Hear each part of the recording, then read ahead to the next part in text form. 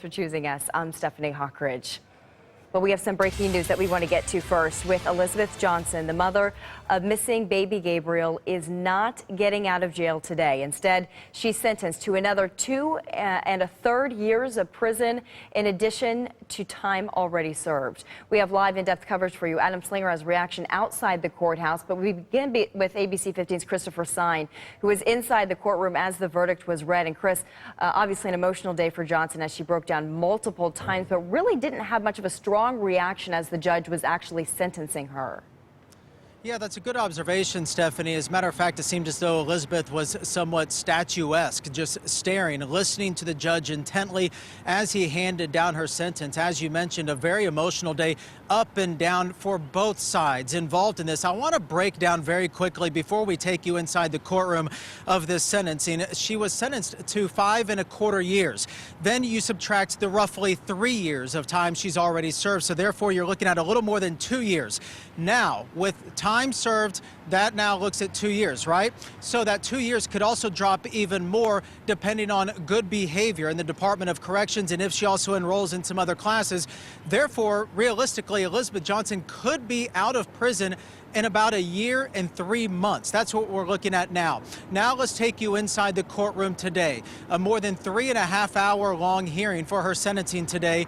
There were several people that spoke on her behalf, other people who spoke on the prosecution's behalf, but Elizabeth really stole the show here, saying some key points here. Number one, she said, "I deserve the max punishment." Elizabeth herself telling the judge that she believes she deserved the max punishment. Number two, she said that this was not about Logan, it was all about Gabriel, that she wanted a better life from Gabriel.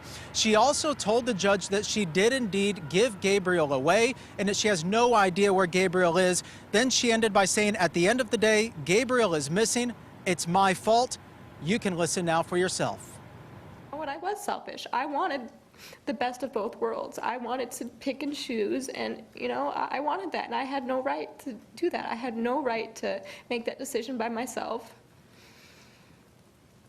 And you know what, there's not much I can say for myself. I know I was wrong.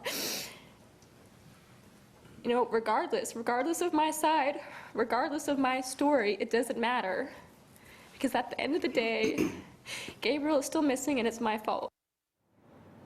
And she says that she has no idea where Gabriel is. And something else noteworthy here, Stephanie, at the beginning of this hearing today, the prosecution said that they were willing to make a deal, offering probation if she tells the court where exactly Gabriel is, and if not, the state would proceed.